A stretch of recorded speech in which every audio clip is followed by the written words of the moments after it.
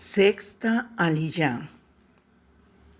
Vaikra, capítulo 15, versos 16 al 28. Capítulo 15, verso 16. Y si un hombre tiene emisión de semen, bañará todo su cuerpo en agua y quedará impuro hasta el atardecer. Los versos 2 y 15 tratan del caso de un hombre saf, que es impuro por el flujo que sale desde su miembro viril, sin que tenga emisión de semen. A partir del versículo 16, la Torá da instrucciones acerca del que tiene emisión seminal. La emisión de semen produce un estado de tamé en el hombre, pero es un nivel inferior al de saf. La Torá dice que el hombre que tiene emisión de semen tendrá que bañar todo su cuerpo en agua para poder ser purificado a la caída del sol.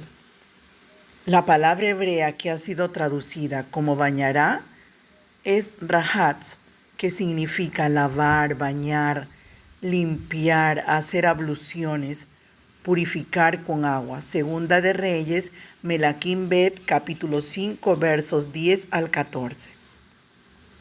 Ahora, si él usa cualquier agua para lavarse, no será purificado, puesto que el agua quedaría impura al tocar al que es tamé. Hemos visto en Levítico Vaikra, capítulo 11, verso 36, que la única agua que no puede volverse impura es la que está en una mikvé, compuesta por una fuente natural y un hoyo. Por lo tanto, la única agua que sirve para lavarse de las impurezas es el agua de una mikvé con esas características. Muchos ríos y lagos son aptos para la purificación. Juan, Johanán, capítulo 3, versos 22 y 23. Este verso dice que todo el cuerpo, literalmente toda su carne, tiene que ser bañado en el agua. Levítico Vaikra, capítulo 11, verso 32. Enseña que los objetos que son introducidos en el agua de una mikvé son purificados. De esto deducimos que es necesario que el que se purifique se sumerja en el agua. Además, tiene que estar sin ropa y sin objetos que obstruyan el contacto directo con el agua. Con otras palabras, tiene que estar totalmente desnudo para que su purificación sea válida. De este verso también deducimos que el tamaño de la mikvé tiene que ser suficientemente grande como para que un hombre pueda introducir todo su cuerpo en ella. Afirma el Talmud, tiene que ser de 40 sea, lo cual corresponde a unos 700 litros, unos 25 pies cúbicos de agua. Vaikra, capítulo 15, verso 18. Si un hombre se acuesta con una mujer y hay emisión de semen, ambos se bañarán en agua y quedarán impuros hasta el atardecer. El único lugar donde el semen no causa impureza es dentro de la mujer, puesto que solo causa impureza ritual cuando toca las partes exteriores de su cuerpo. Así que la mujer no queda impura por su contacto interior con el semen en la relación íntima. Antes fue dicho que el hombre que emite semen queda impuro por ello. Pero ¿por qué la mujer queda impura por tener una relación con su marido? Dice Rashi, es por un decreto del soberano. Con otras palabras, no hay una explicación lógica por la que una mujer quede impura por tener una relación cuando hay emisión de semen en su interior. Después de 3 días el semen está muerto y ya no tiene la capacidad para procrear. Por lo tanto, no produce impureza a partir del 4.º día. Parece que el estado de impureza ritual, tamé, es producido en el hombre por tener algún tipo de contacto con la muerte. El cuerpo humano muerto es la fuente principal de impureza ritual. Por lo tanto, la relación sexual tiene que ver con la muerte, puesto que millones de espermatozoides mueren sin producir vida humana. El mismo pensamiento está detrás de la menstruación de la mujer. Por no haberse quedado embarazada, ese óvulo que era un niño en potencia, es expulsado sin que se haya formado una vida nueva. Esto es, en cierto modo, un contacto con la muerte y por esto produce impureza ritual en la mujer. Las enfermedades que afectan el sistema reproductor en el hombre y en la mujer producen impureza ritual, porque atentan contra la procreación de la vida humana. El Elohim de Israel es el Elohim vivo y el Elohim de los vivos. Por eso es necesario eliminar todo contacto con la muerte en relación con el culto a él en el Mishkan. Capítulo 15, verso 19. Cuando una mujer tenga flujo, si el flujo en su cuerpo es sangre, ella permanecerá en su estado impureza menstrual por 7 días y cualquiera que la toque quedará impuro hasta el atardecer.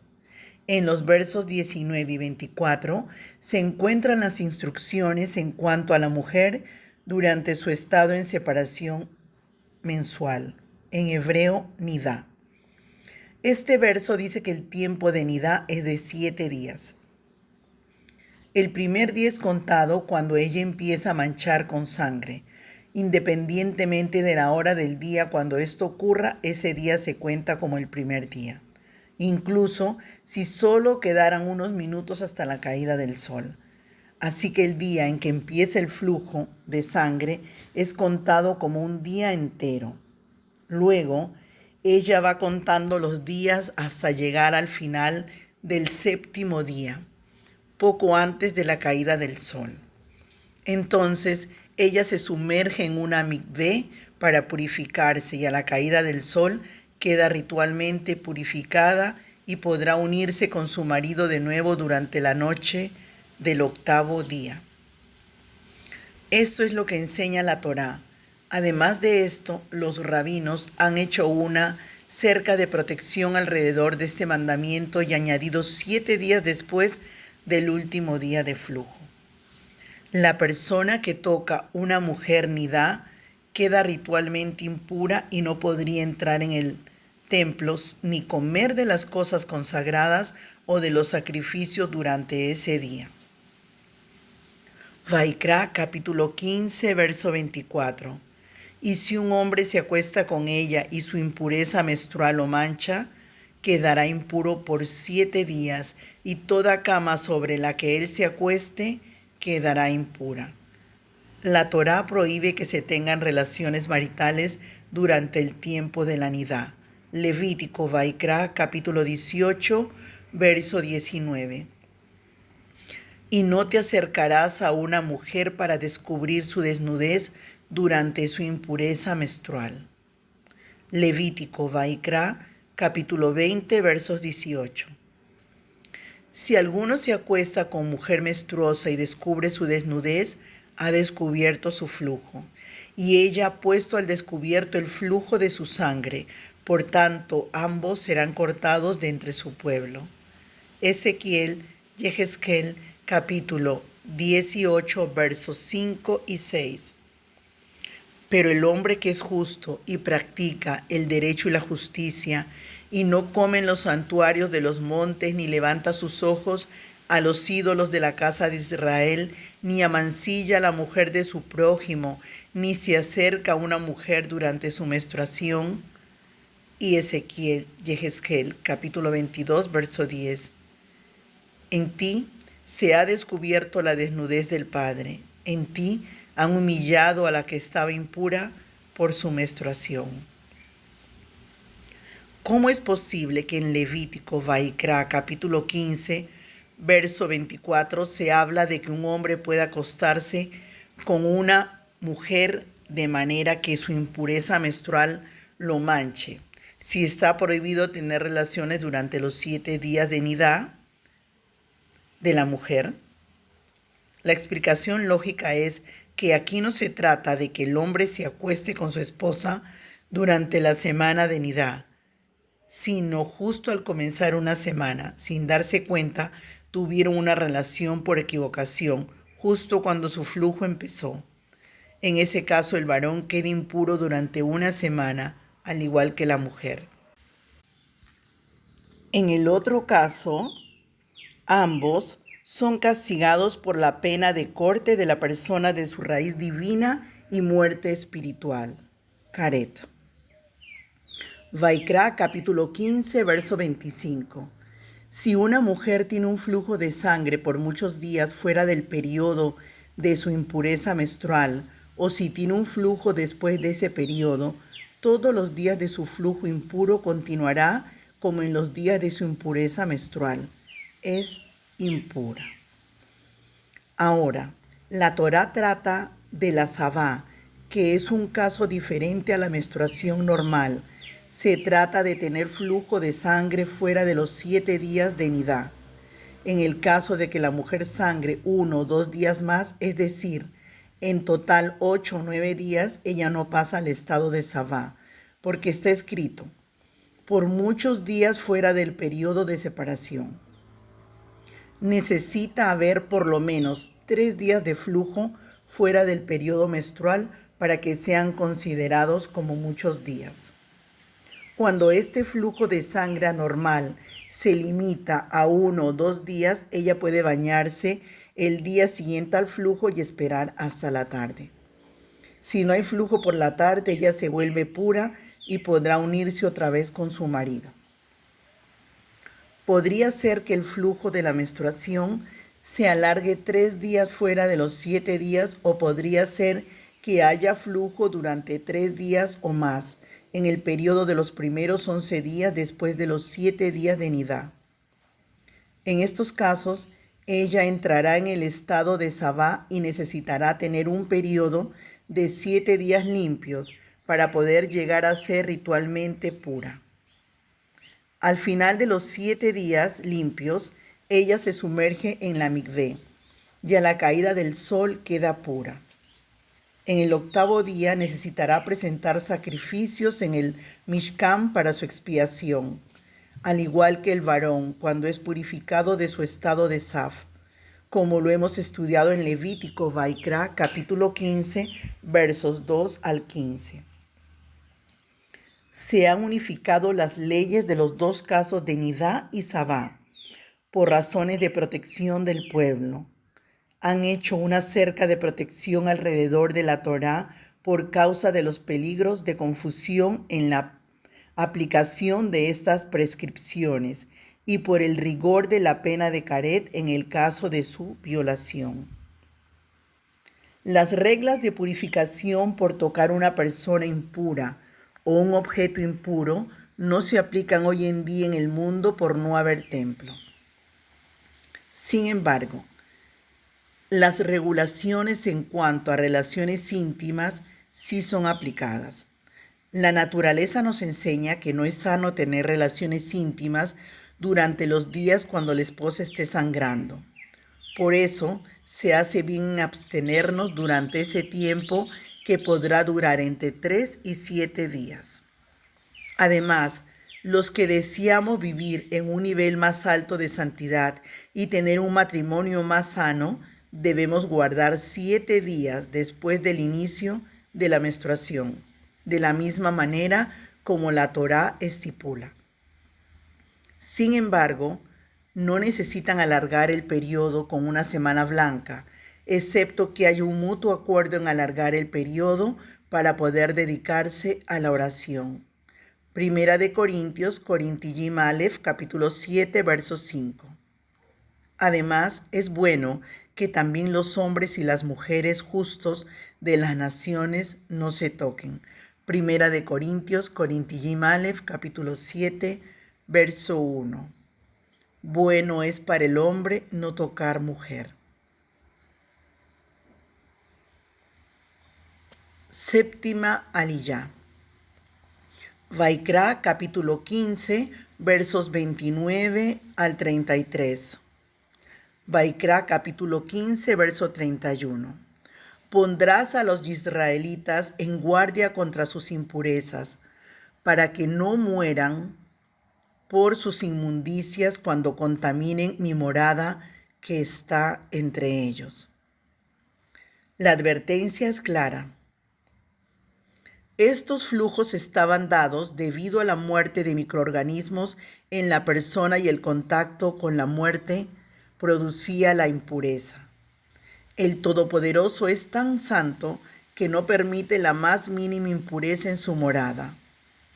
Cualquiera que estuviera impuro y se acercara al Mishkan moriría al instante.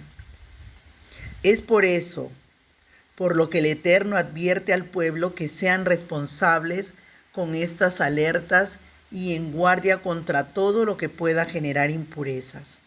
Números, Bemidbar, capítulo 19, verso 20. Yehezkel, capítulo 23, verso 38. Amén y amén. En esta parashá aparecen los mandamientos 173 al mandamiento 183 de los 613 mandamientos. Mandamiento número 173. Precepto de que la purificación de la afección de Tzarat deberá ser hecha mediante ciertos componentes específicos. Levítico Vaikra, capítulo 14, verso 2. Número 174. Precepto del individuo que tuvo Tzarat Metzorá de rasurarse todo el cuerpo en el séptimo día de su purificación. Levítico Vaikra, capítulo 14, verso 9. Número 175. Precepto de sumergirse en una mikvé cuando un individuo está en estado de impureza. Levítico Vaikra, capítulo 14, verso 9. Número 176. Precepto al individuo que tuvo afección de Tzarat Metzorá de ofrecer una ofrenda cuando completa su purificación. Levítico Vaikra, capítulo 14, verso 10. Número 177. Precepto de declarar como impura a una casa afectada por Tzarat. Levítico Vaikra, capítulo 14, verso 35. Número 178. Precepto de que el hombre con una emisión de su órgano sexual, Saf, es impuro. Levítico Vaikra, capítulo 15, versos 2 al 3. Número 179. Precepto para el hombre que tuvo una emisión de su órgano sexual, Saf, de traer una ofrenda después de haberse curado. Levítico Vaikra, capítulo 15, versos 13 y 14. Número 180. Precepto de que un hombre con emisión seminal es impuro. Levítico Vaikra, capítulo 15, verso 16. Número 181. Precepto de que una mujer con flujo menstrual es impura. Levítico Vaikra, capítulo 15, verso 19. 182. Precepto de que una mujer con flujo, Savá, es impura. Levítico Vaikra, capítulo 15, verso 25. Y mandamiento número 183.